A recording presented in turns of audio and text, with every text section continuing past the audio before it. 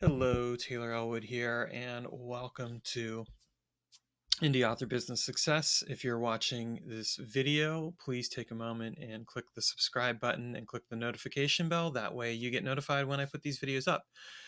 So last time I talked about how you could use Goodreads in relationship to groups, and also how you could use it to update the progress that you were using for writing your book. So today, what I want to talk about is how to actually use Goodreads for book marketing.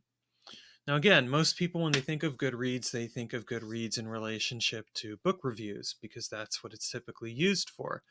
But as an author, you can flip the script a little bit and do things a little differently. So in this case, as we can see here, the book that I'm currently working on, Outlaws of the Zombie Apocalypse Call Center, is at 60%. I'm going to go ahead and click Update Progress, and I'm going to say 75%. And as we know, when we're doing this, the reason we're doing this is because we're trying to show people who are reading the book like where we are in the process. What I've actually done is I've let my fiction list know about the fact that I'm where I currently am with Outlaws of the Zombie Apocalypse Call Center. I've gotten a couple more people following the to read list, so that to me is really helpful. What we're going to cover here in a moment is what else we can do here, but let me go ahead and just type this up real quick.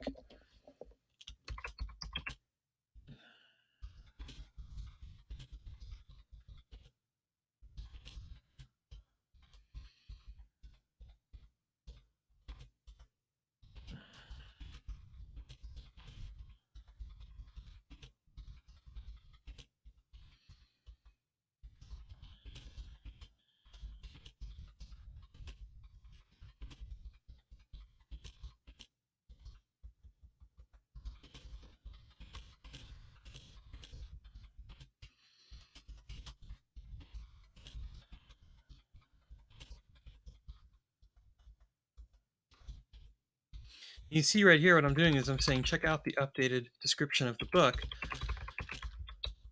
The reason why I'm doing that is because I'm going to go ahead and put in the blurb.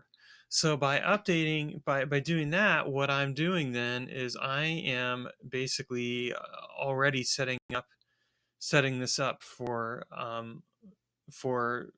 setting it up for the book pre-order. So what I'm going to do here is I'm going to click Edit Details. And what I'm going to do is I'm going to grab the book cover, the book blurb that I've written. I'm going to soon be doing a cover reveal on here as well. And my goal is to basically share that with my fiction readers when that happens and have them go to Goodreads in order to follow that.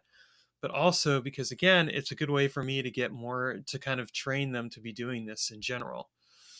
So we're going to go down here and we're just going to scroll down because I've gone ahead and written this. And I'm just going to go ahead and copy it.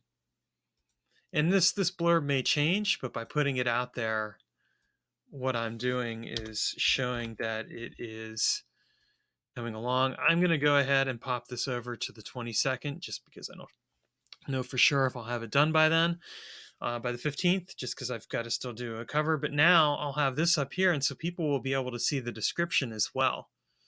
And I'll share that with my fiction readers so that they can actually see it on my newsletter list.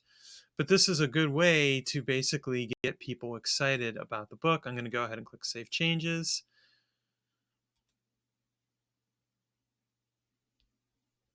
Okay, and I didn't have to put anything in there. And as you can see, I've got a couple people now marking it as to read, whereas before I only had one. So, I mean, that's an improvement. And because this is the first time I've ever done this, I really only expect a couple people. But as I continue to refine this process of marketing with using Goodreads, I think it'll get better. I mean, this is really the beginning of my process for doing this kind of thing. So I just want to share that with you because I think it's important to be to recognize that.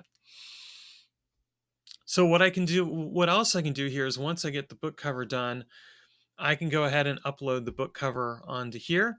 And the one thing to keep in mind is you can only update the book cover once.